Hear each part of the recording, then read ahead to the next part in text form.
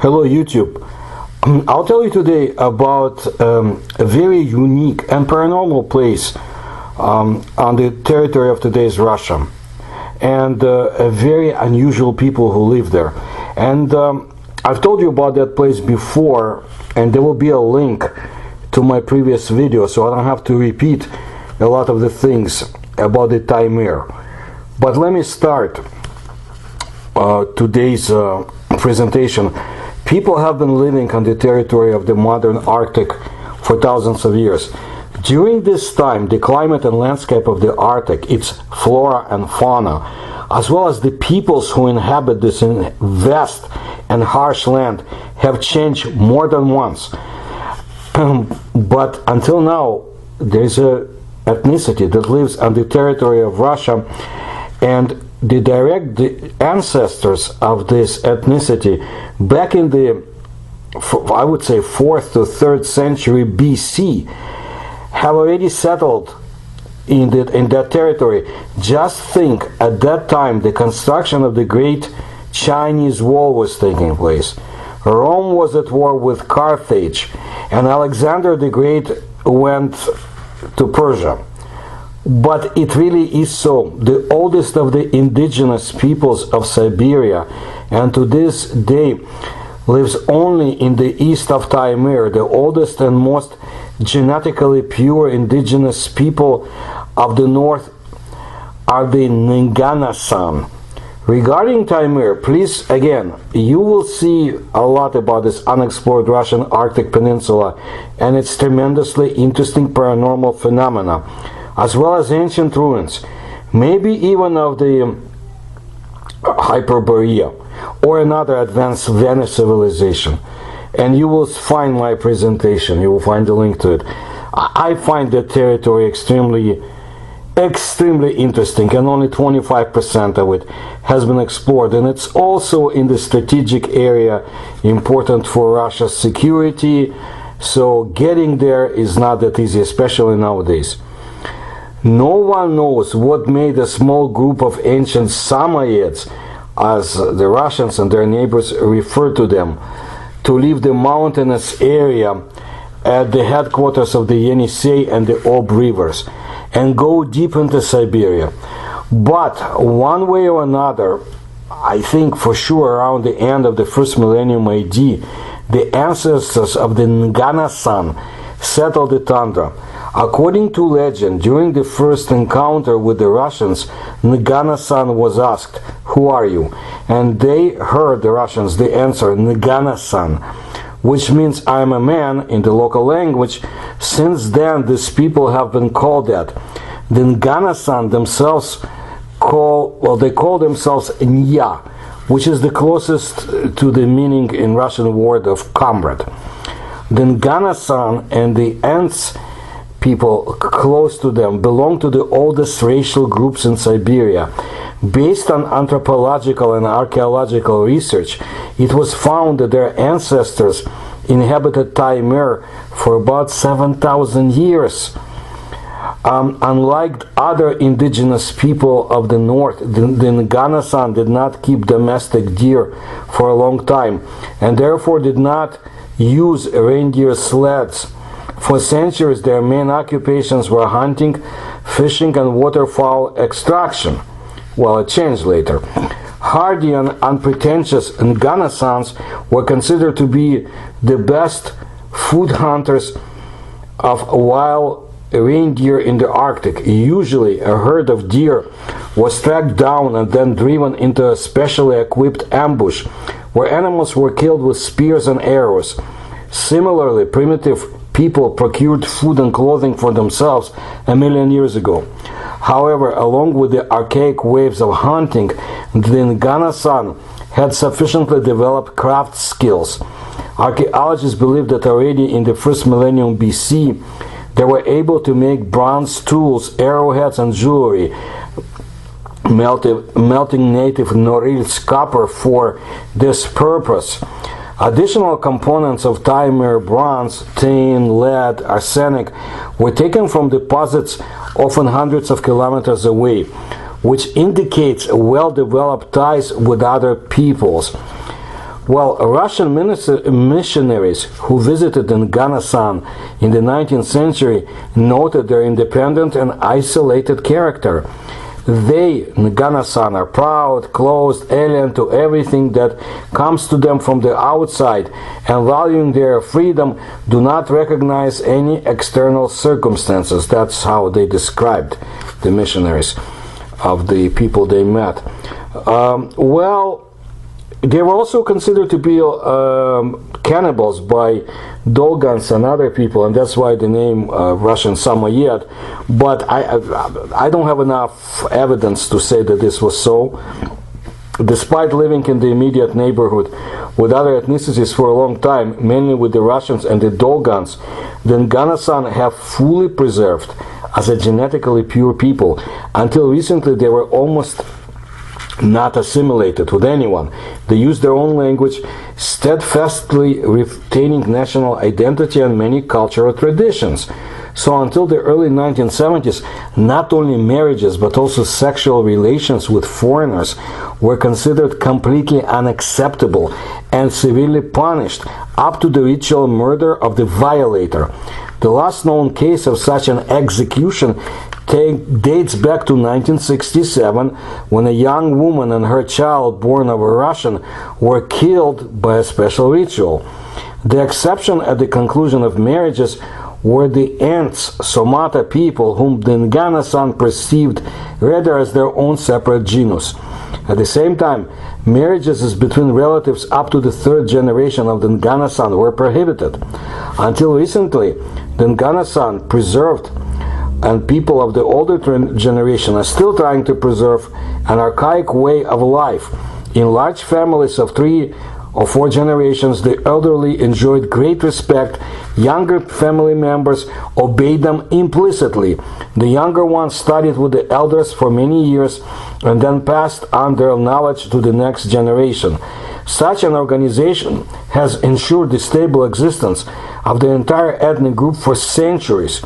Having started breeding domestic deer rather late, only in the 19th century, the Nganasan quickly became the richest reindeer herders of Taimyr. A family that owned less than 400 deer was considered to be poor. For comparison, their neighbors, the Dolgan, 50 deer for the family was already considered wealth. I will describe more about their lives, but now I want to tell you about their beliefs. That's very interesting. You know, we don't know exactly when they came to Taimyr. Some people say 7,000 years, some scientists say 3,000 years, and so forth. But these people are ancient people, and they have ancient beliefs. And here's what we know about them, about the 3 worlds of the people called Nya, as they call themselves. Well, to this day, the Nganasan religion is a kind of mixture of animism, giving things a soul, shamanism, Christianity, and the cult of the mothers of nature. Shamanism has been the main traditional religion for a long time, and shamans, respectively, are the most important people in the tribe. They were approached for advice with requests for the treatment of disease. As an intermediary between spirits and people, the shaman was responsible for successful hunting, suggested deer migration sites, calmed the storm. It was impossible to imagine life in the north without a shaman or shaman. In Argish, or deer caravan, by the way, there have always been so-called shaitans, sleds with household shrines. Only the shaman was allowed to disturb the spirits in an exceptional case, and a deer was sacrificed as an apology for this. Shaitans were inherited and jealously guarded from prying eyes. The Nganasan gods live under the ground, male ones, and in the sky, female ones, and are designated by one word, Ngo. According to some beliefs, the Ngos of heaven and the underworld are in a group marriage, and depending on which of the underground gods is currently with the heavenly mothers, nature will change for the better or for the worse. During life, almost every natural phenomenon of the Nganasan is explained by the will of the Nyama, the mothers of the sun, fire, water, wood, and so on. And after death, they are taken away by underground gods. In the old worldview of Nganasan, there was no division into natural and irrational. In their opinion, the whole universe is divided into three worlds: upper, lower, and middle. The upper world is inhabited by good deities and spirits.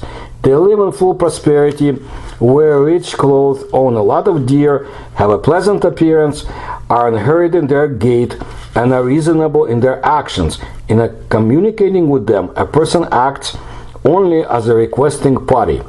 The middle world is our earth. Every plant or animal, mountain or lake, any natural phenomenon carries a vital principle, represented by an independent spirit.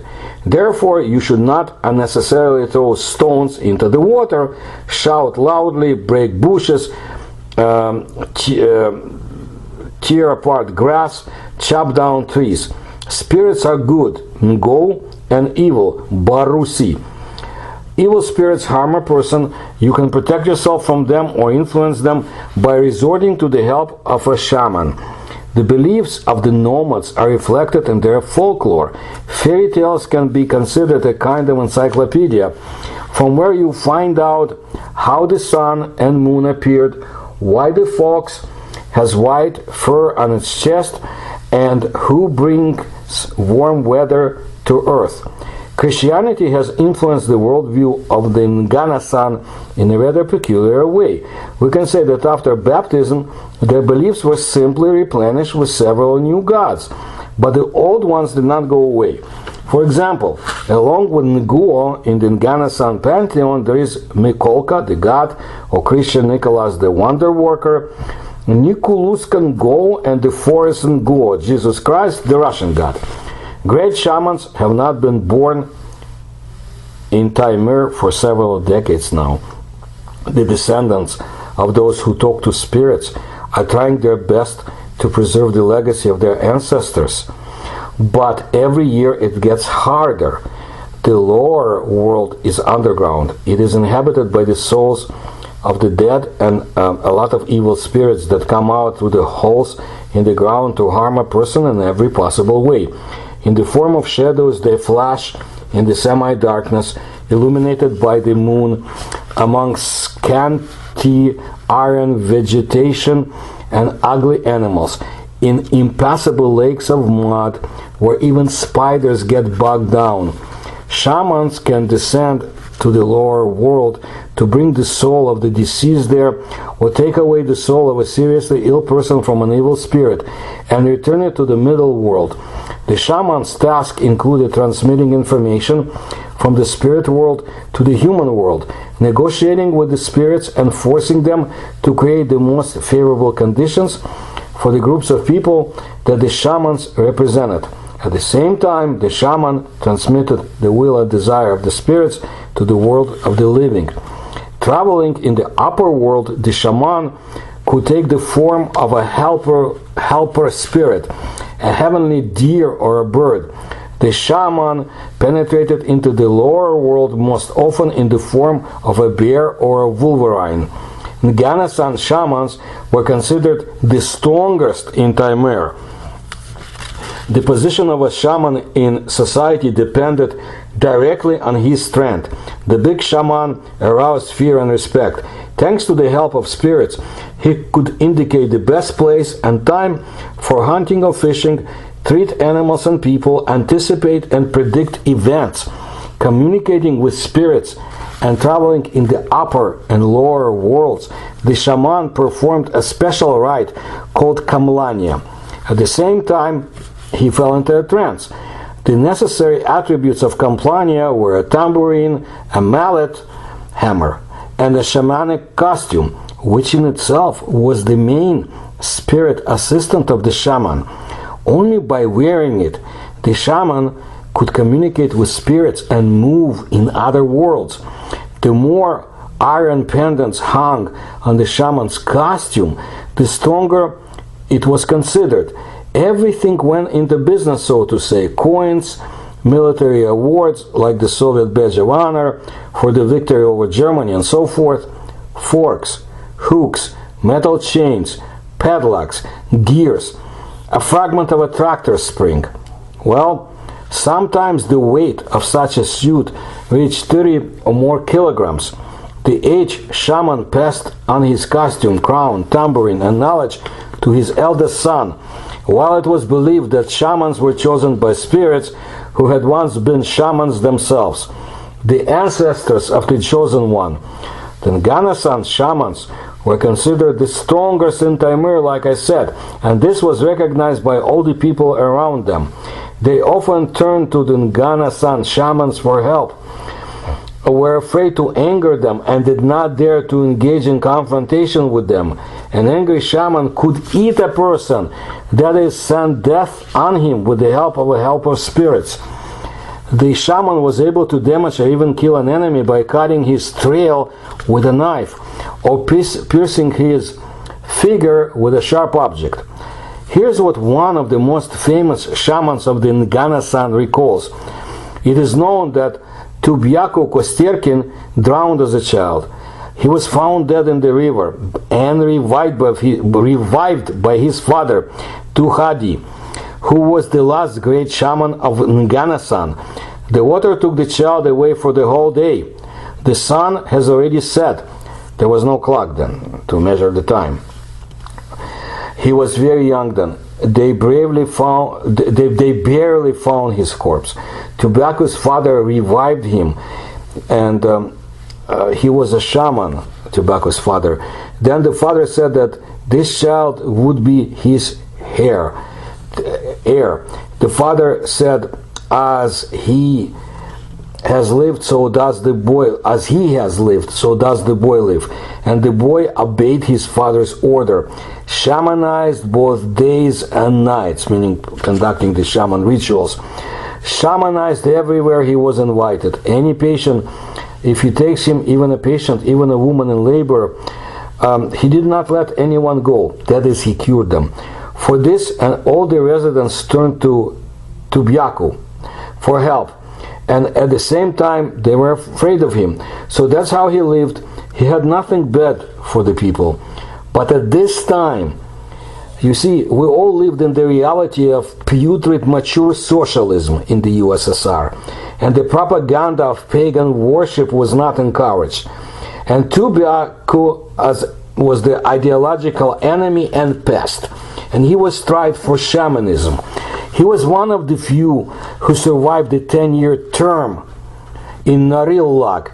That was a Soviet labor camp, sort of concentration camps. And after being released with a clear conscience, he went on foot to his native Tundra, about 500 kilometers.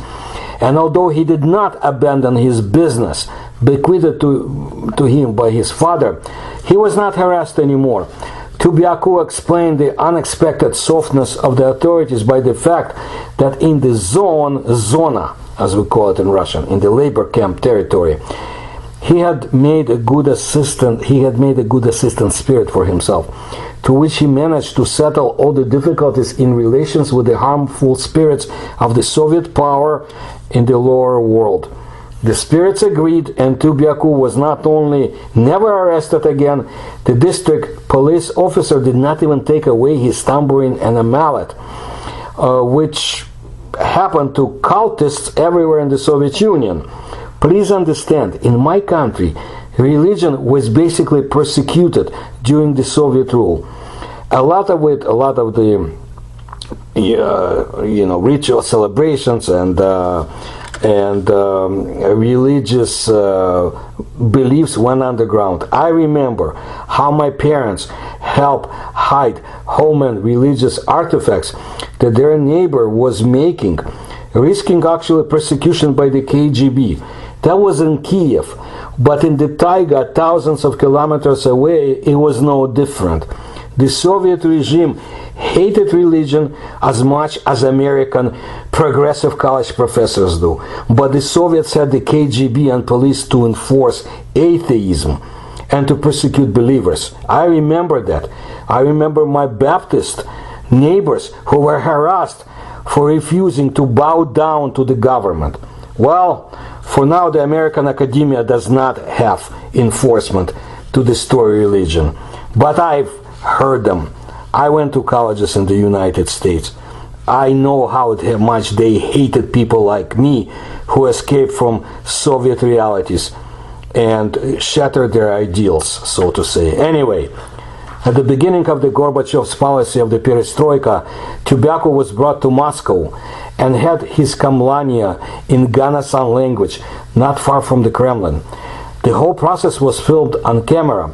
After the death of his wife, who usually helped in kamlania, Tobyaku decided that the spirits had left him and agreed to the persuasions of the Dudinsky Museum staff to give them the shamanic costume, the tambourine, and a number of other items. However, he stipulated for himself the opportunity to come to the museum to communicate with the costume, which he did more than once in subsequent years, sitting on the floor by a warm radiator. Let's talk now about the spirit of the costume. Tobyaku's eldest son, Leonid Kosterkin, did not dare to become a shaman during his father's lifetime. It was only a few years after his death that Kosterkin realized that he had to do it for his people. An incident contributed to the enlightenment of Leonid Kosterkin. He kept a great shamanic crown of the Ngam Tuso clan in his house, which one day spontaneously fell at his feet. At that moment, Leonid clearly realized that his father had given him a sign from the lower world. Unfortunately, he never became a new big shaman. He became addicted to alcohol, drank ritual supplies, and drowned in the Yenisei River. And the shamanic costume of the Tupaki Kosterkin is still kept in the Dudinsky Museum. There's a very special attitude towards this costume there. The suit is respected, the suit, and they try not to disturb it unnecessarily. It doesn't need to be photographed, the guide warns visitors. Not because it is forbidden, it's just that your camera may break, and several such cases have already been recorded. The shamanic costume of Tobyaku Kosterkin really makes a strong and very ambiguous impression, at least on some reporters. It stands in a darkened pavilion, as if wearing invisibility, chained to the wall, bristling with sharp horns, so that evil spirits could not catch it by surprise. And if you find a certain position, you really begin to feel waves of energy, like a large tremor running through the body. Very unexpected feelings, according to Russian reporters. They say that Leonid Kosterkin came to the museum more than once to ask for advice from his father's shaman costume. And they say the others are coming. Well, let's talk more about the Nganasan tribes and how they lived. And traditionally they lived in cone-shaped tents, yurta. In summer they were covered with reindeer skins, nuke, in one layer, and in winter in two, so there was a hole in the top of the dwelling, like a chimney. Under it, exactly in the center of the chum, that's how they call the dwelling, there was a hearth. For a long time, such a hut was the only dwelling of Nganasan, but in the 20th century they adopted from the Dolgans the technology of building beams, houses on runners or skids, shaped like a small rectangular trailer. This mobile dwelling was heated by an iron stove, and thanks to the reindeer skins with which the trailer was upholstered, the heat was securely kept inside. Since then, in the summer, the Nganasan lived in the chums, and in winter, when it was convenient to move through the snow, they lived in beams. They roamed in the Argish caravan. The sleds were linked together and driven by the driver of the head sled. Women's sleds decorated with colored skins were placed right behind the driver's cart. Behind them, all valuables were riding on a cargo sled, followed by a sled with food. The last sleds, to which the dogs were tied, were loaded with skins for the chum, boilers, dishes. The movements of Nganasan across the tundra were very dependent on domestic deer, which were used in Argish. At the end of the spring, calves began to appear, which significantly limited the speed of the caravan. At the same time, do not forget about the dangers of the tundra, ranging from wolves that can devour deer and ending with blizzards, with hurricane winds.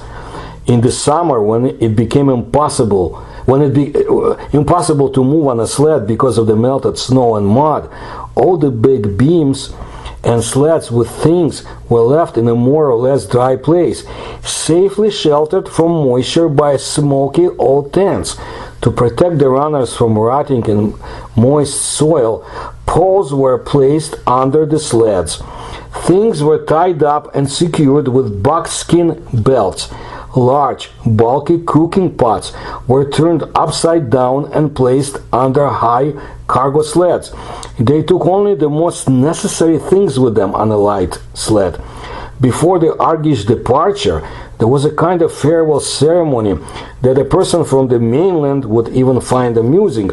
The women came up to their sleds and hit them with a stick, saying that things should not be angry the housewives for leaving them, and promised to return with gifts, pieces of deer fat. It would seem, how will this protect against a bear who decided to ruin things left in the tundra? But then Nganasan believed that it was thanks to such beliefs that the Argish would find his belongings intact upon his return, and calmly continued their journey across the thawing Arctic. The most important role in the life of Nganasan, of course, was played by deer. Food, clothing, the route of Argish movement, warmth in the tomb, the favor of the gods dependent on them. In Taimyr, the population of reindeer is the largest in the world, but now it is in danger due to poaching, deterioration of the environmental condition from construction and from industry and so forth. In addition to reindeer husbandry, the Nganasan are engaged in fishing, hunting wild deer, and fur trade. For the sake of skins, they hunt Arctic foxes and rabbits. At first, they put either wooden traps, they're called jaws, or iron traps. They're placed deep in the tundra, and at least 4 times during the winter the owner goes to check them so that the Arctic fox is not eaten by its brothers or wolves. But the best season for hunting wild reindeer is autumn or fall, when more than 1 million animals, following their instinct, migrate south to the taiga and forest tundra to survive the harsh winter there. Unlike others, reindeers do not move in large herds, but in small groups or even singly, which makes it easier to hunt them. But in addition to people who want to profit from horned animals legally or illegally, animals are threatened by many more dangers. For example, wolves, which can chase the deer for a very long time, waiting for them to get tired or lose vigilance. Now, due to similar natural conditions and lifestyle, the cuisine of different peoples of the north is very similar. Independently of each other, they have been fishing for centuries, hunting deer, rabbits, Arctic foxes, and birds, and thanks to this, they could feed themselves. Many underestimate the cooking of the indigenous northern tribes because the housewives are limited in ingredients. They do not have the usual dishes, and the use of fire is also accompanied by some difficulties. Nevertheless, there is something to admire. The deer alone was consumed by the Nganasan almost completely, right down to the stomach. The meat was eaten raw and dried and cooked and frozen to obtain what we call in Russian straganina. Beef jerky, I guess jerky like meat. Fat was evaporated from the bones, and the deer's blood was frozen separately for the future. By the way, mixed with fresh milk, it was considered a particularly exquisite treat. That's where the famous Russian expression blood with milk came from, because the person eating this delicacy was not ill with anything. This The fat was also stored separately in a specially removed calf skin or deer stomach. Fish was also used in different ways. It was dried in about the same way as venison, then smoked in the chum and received rurcla, that's what it's called. Fish milk could be made from this rurcla, mixed with fish oil, rolled into balls, frozen. Nutritious food is obtained if you combine crushed caviar and crushed rurcla. The dish is called in Russian tolkushka, and as they say, has incredible taste qualities. In addition to meat and fish, Nganasan use northern herbs and berries in their diet. They are mixed with melted fat, frozen for future use, or used in direct cooking. However, seasoning for meat, so familiar in our kitchens, are not really much in fashion there, with the exception of salt, which is an indispensable thing in the household, but it can sometimes spoil the true taste. As for example in the case of raw steamed meat. Then Nganasan quickly mastered tobacco and tea from imported products. Everyone smokes their pipes, both men and women. This is one of their favorite entertainments in the moments of rest. You see what we bring to these native people? How we ruin them? Anyway, bread was considered a delicacy for a long time, and when the nomads began to bake tortillas, so to say themselves, Russian type, they began to add caviar along with flour. Resourceful Nganasan cut what you can call tortillas with a thread-thin deer tendon, which passed through the thick dough like a wire through a piece of butter. The colors on Nganasan folk costumes, black, white, red, correspond to the colors of the plumage of the loon, their sacred bird, their mythical ancestor. Therefore, the approach to clothing of these people is very serious and thorough. It would seem that what could be special in a parka, the so-called warm outwear with a hood, made of a deer skins. Well, believe me, everything is special about the parka. For many centuries, nomadic women, while men hunted, sewed clothes for the whole family using the same complex technology. Properly removing the skin from a deer is already an art, but it is needed from different parts of the body and different colors for each part of the pattern.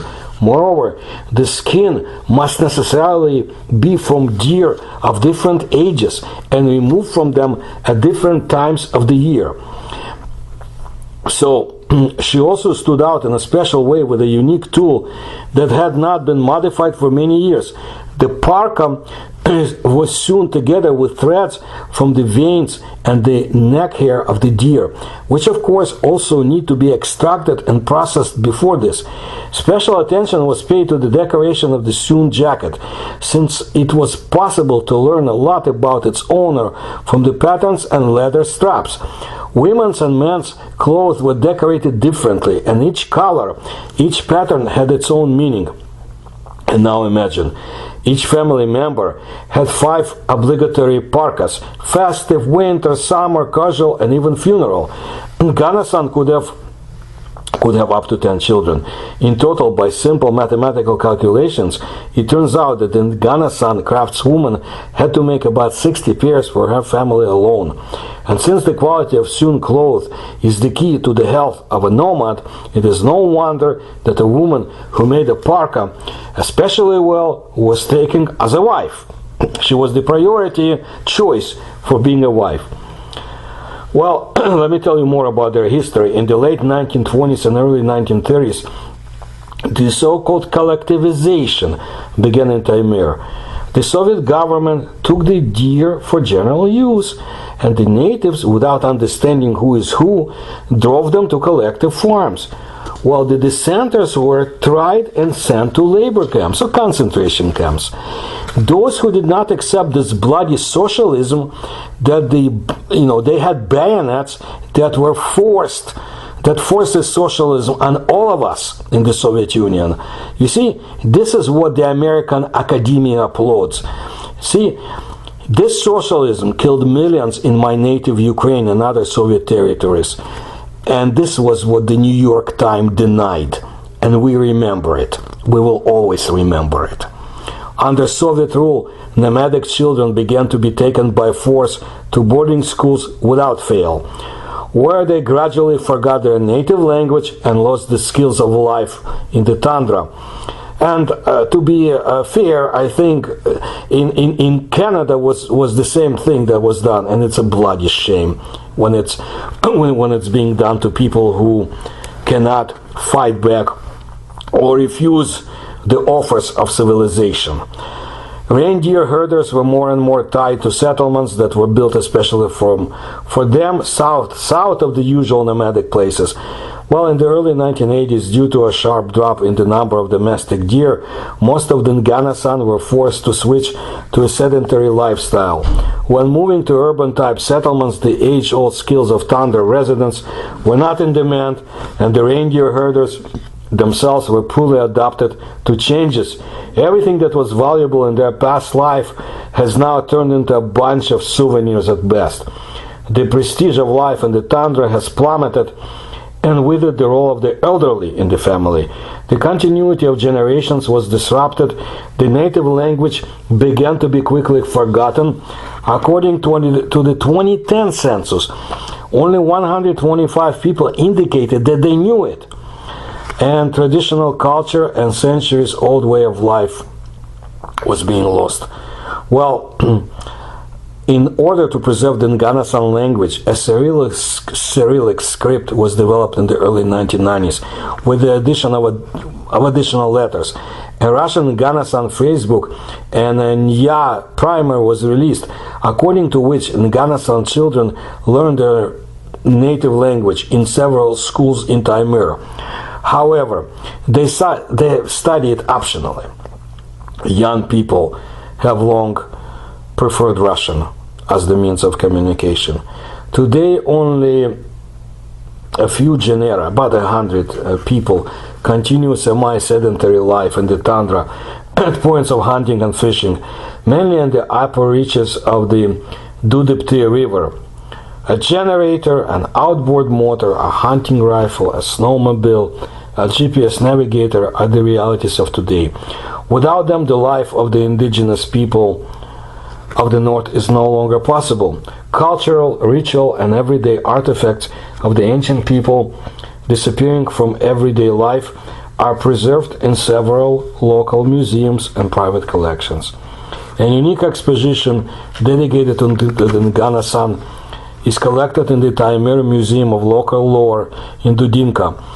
Many interesting exhibits are in the Norilsk Museum, but it's off limits to foreigners, that city, due to the strategic metal works located there.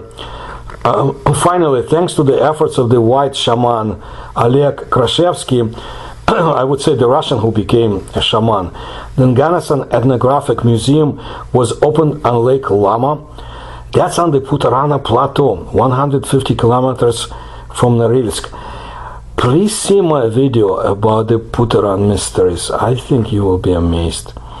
The full results of the last population census 2021 in Russia have not been yet published, but according to the 2010 data, only 862 people considered themselves Nganasan, and they were mainly living in Taimyr, 766.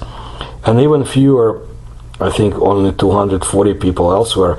For preservation of the people, this is very little, but almost a century ago, in 1929, there were almost as many in Nganasan, 867, and less in 1959, 748. It seems that despite all the changes, forced or otherwise, the ancient and proud Nganasan people are not going to dissolve and disappear from our planet. I sure hope not. Those who existed the same time as ancient Minoan kingdom, Egypt, other kingdoms on the face of this planet with great ancient knowledge, they shouldn't disappear. Look, due to their isolation, they were able to preserve, to an extent, their unique culture and ways of life for a very long time. But it began to change only in the Soviet times. So, Now we know that less than 1,000 Nganasans now live in the north of Russia. The youth of the indigenous peoples of the peninsula has few people who are interested in the past of their kind today. The last keepers of the ancient culture of the Samaya tribe believe that it is time for their people to go to the Valley of the Dead and pray there for the revival of the Shaman dynasty. Well, I also want to you to look at a very interesting musical group of the Siberian indigenous people. They're wonderful songs and dance. I think you will be excited, and I hope they make their way to the United States one day and to other parts of this world and demonstrate the wonderful music and dancing of the vigorous people of the North who lived in the conditions that few of us can understand. Thank you for your attention to my work. If you can support my research, please do so. You'll find the way to do it in the links in the description to this video. Please like my channel, and I'll bring you more interesting videos soon.